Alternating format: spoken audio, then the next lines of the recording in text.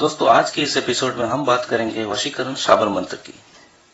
शाबर मंत्रों में दोस्तों कुछ ऐसी मूलभूत विशेषताएं होती है जो इन्हें प्रचलित वैदिक मंत्रों की तुलना में अधिक प्रभावशाली एवं अधिक सुगमजनक बनाती है।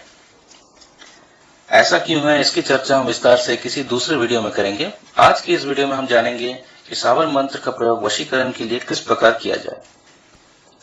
आइए दोस्तों अब हम इस मंत्र की विधि को जानें।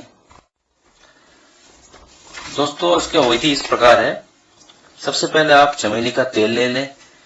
उस तेल में अपनी उंगली को स्पर्श कराते हुए दी गई मंत्र को 7 बार जाप करें।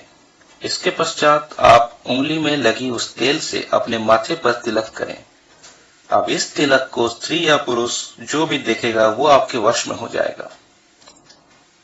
अब दोस्तों मैं इस मंत्र से जुड़े कुछ महत्वपूर्ण तथ्य आपके सामने लाना चाहूंगा। सबसे पहले आप ये सुनिश्चित कर लें कि जो चमेली का तेल है वो 100% शुद्ध है। अगर आप इसे स्वयं फूल से प्रेषित कर सकते हैं तो ये अत्यधिक उत्तम रहेगा। दूसरी बात दोस्तों, वशीकरण का यहाँ ये मतलब नहीं है कि आप किसी को दास या दासी बना लें। इसका अभिप्राय केवल ये इतना है कि जिस पे आप प्रयोग करते हैं उसके मन में आपके प्रति अधिक आकर्षण होता है। तो दोस्तों वशीकरण का मंत्र स्क्रीन पर आपके सामने है जो कि इस प्रकार है। मोहिनी रानी सिंहासन बैठी मोह रही दरबार, मेरी भक्ति गुरु की शक्ति, दुहाई गौरा पार्वती की, बजरंग बली की आन, नहीं तो लूना चमारी की आन लगे। दोस्तों मंत्र एक बार मैं फिर दोहराता हूं।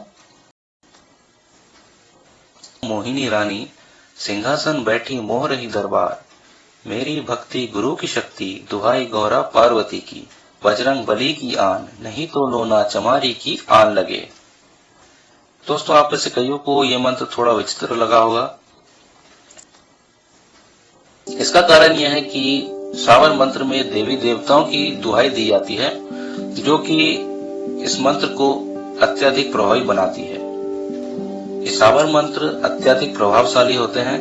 इन्हें आप स्वार्थ सिद्धि के लिए कृपया प्रयोग ना करें।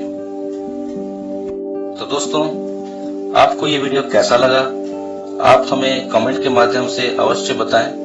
अगर आपको ये वीडियो पसंद आई तो आप इसे लाइक एवं शेयर करें, और अगर आप चाहते हैं कि हमारे चैनल में नई वीडियोस आप तक सूचना के माध्यम से पहुंचती रहे तो आप इसे सब्सक्राइब भी करें।